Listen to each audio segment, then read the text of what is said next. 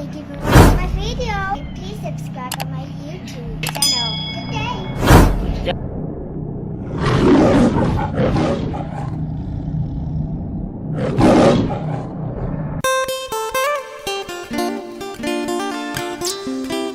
A young teenage couple have been dating for a little while, so the girl says to the boy that she wants him to meet her parents.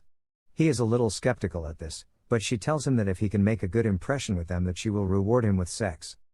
Extremely excited at the prospect of losing his virginity, the boy rushes to the local pharmacy to get some protection. However, he is a little embarrassed and unsure of himself. The pharmacist at the counter notices this and walks over to see if he can help. First time? The pharmacist guesses. The boy nods sheepishly. So the pharmacist gives him the basics on picking condoms. The boy thanks him, buys some, and leaves. Finally, the big night arrives and the boy arrives at the girl's house. As the couple and the girl's parents sit down for dinner, they all bow their heads to say grace over the meal. Afterwards, they all look up to start eating, except for the boy, who still has his head bowed in prayer. Respectfully, the girl and her parents sit quietly as he continues praying to himself.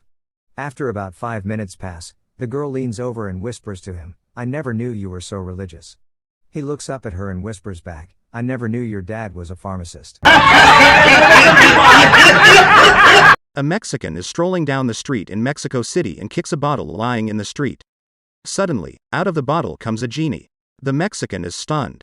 The genie says, "Hello master, I will grant you one wish, anything you want."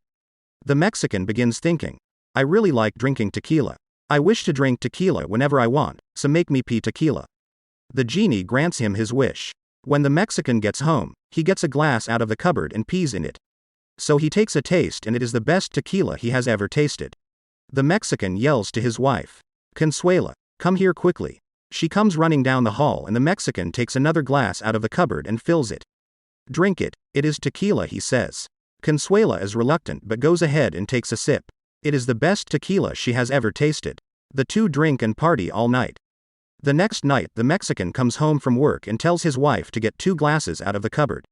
He then proceeds to fill the 2 glasses. The result is the same. The tequila is excellent and the couple drink until the sun comes up. Finally, Friday night comes and the Mexican comes home from work and tells his wife, "Consuela, grab 1 glass from the cupboard and we will drink tequila." His wife gets 1 glass from the cupboard and puts it on the table. The Mexican begins to fill the glass and when he fills it, his wife asks him, "But Pancho, why do we need only 1 glass?" Pancho raises the glass and says, "Because tonight you drink from the bottle." Charlie was visiting an old friend and his wife for dinner. When the time came to leave, his car wouldn't start, and it was too late to call the local service station. The husband urged Charlie to stay over. There was no spare bed in the house, there wasn't even a sofa. So Charlie would have to sleep with the husband and wife. No sooner had the husband fallen asleep when the wife taped Charlie on the shoulder and motioned for him to come over to her. "I couldn't do that," he whispered. "Your husband is my best friend." "Listen, sugar," she whispered back, "there ain't nothing in the whole wide world could wake him up now." "I can't believe that," Charlie said. "Certainly if I get on top of you and screw you, he'll wake up, won't he?" "Sugar, he certainly won't. If you don't believe me, pluck a hair out of his hole and see if that wakes him." Charlie did just that. He was amazed when the husband remained asleep. So he climbed over to the wife's side of the bed and faked her. When he finished, he climbed back to his own side.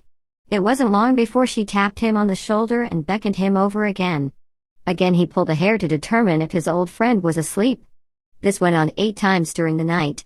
Each time Charlie screwed the woman, he first pulled out one of the husband's old hairs. The 9th time he pulled a hair, the husband awoke and muttered, "Listen, Charlie, old pal, I don't mind you pucking my wife, but for Pete's sake, stop using my ass for a scoreboard."